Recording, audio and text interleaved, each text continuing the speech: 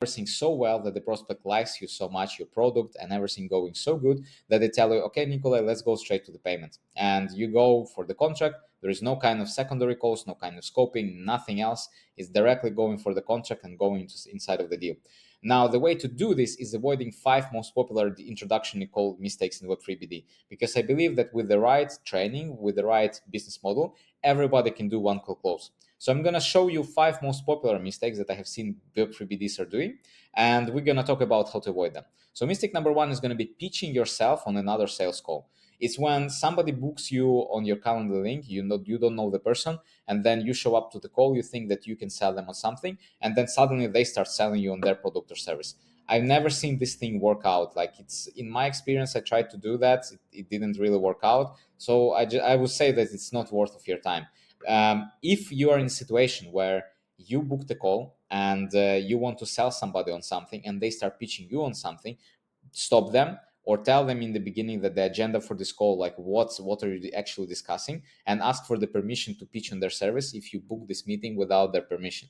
I hope this makes sense. So first rule of thumb, don't pitch yourself on the call where somebody thinks that they're going to pitch themselves to you. It never works out.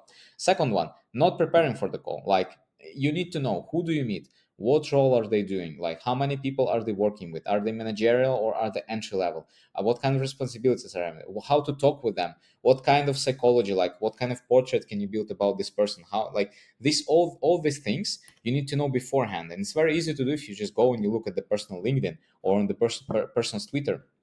It's very easy. If you know that you have, I don't know, 5 calls today, just go quickly skim through what kind of people are going to be talking today, what are they like. So these things, these small minor things, they're going to help you prepare to pitch yourself and start the conversation strong, because once you give the first good impression, you have a very good call, and it's easier for you to lead the prospect in the way that you want to lead them, if they like you and if you know more about them, instead of you going and asking them the basic entry level questions that can be googled online. So don't make this mistake.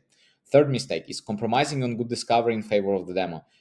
This is the thing that I've been doing so much, and I'm trying to get away from this right now. I'm thinking that I'm making good progress, but overall, if you are doing the discovery call, it's better to do 20 minutes of questions and do 5-minute demo, instead of doing 20-minute demo and then 5 minutes of questions. Because the truth is, nobody cares about your product. People only care what it can do.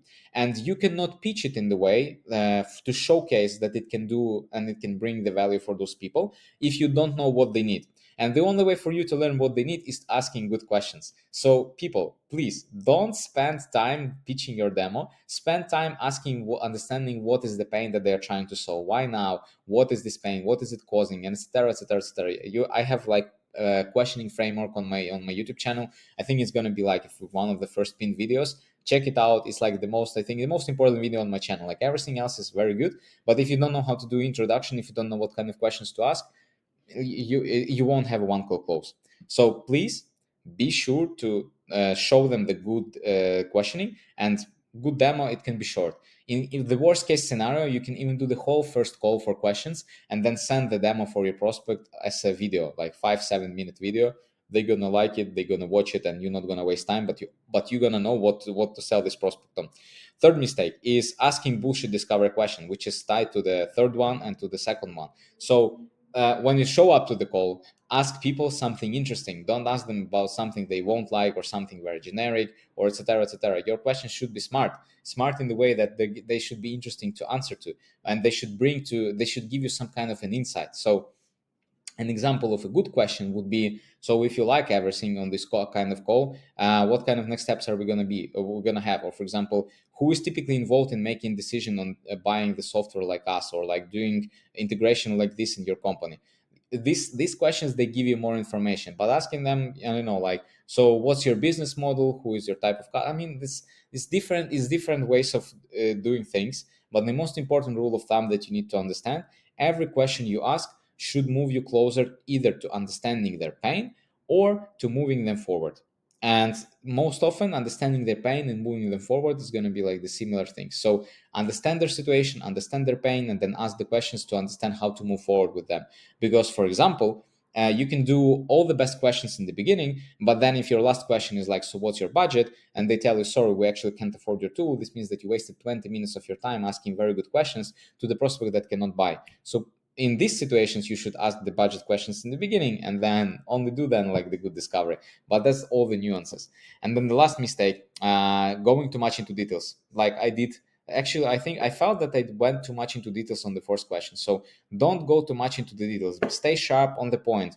No tech details, no sales details, no product details. It's an often thing when you show up on the call and somebody has the engineering background and they start telling you like how their application works and etc. etc. If this is important for your work environment, like for your deal, yeah, for sure, like it's not a problem. But if most of the time it's not relevant for your deal, you don't actually care how technically your prospect, product, or service is working, like about all ins and outs. It's not important for the process. So like for the process it's important, but for the result, for this call, it doesn't make any sense for you to go any deeper. So don't flood your people with additional details they don't need. Tell them how to buy from you, tell them the price, tell them the problems that you need to solve, and understand if they have these problems. That's it.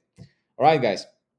6 minutes. It was very nice to have you here on the video. Looking forward to see you in person and see you in another video. Check out other videos and subscribe to the Web Freestyle Gym because we do a lot of amazing videos and a lot of community. We have a lot of members right now. So thank you so much. Have a good one and bye bye.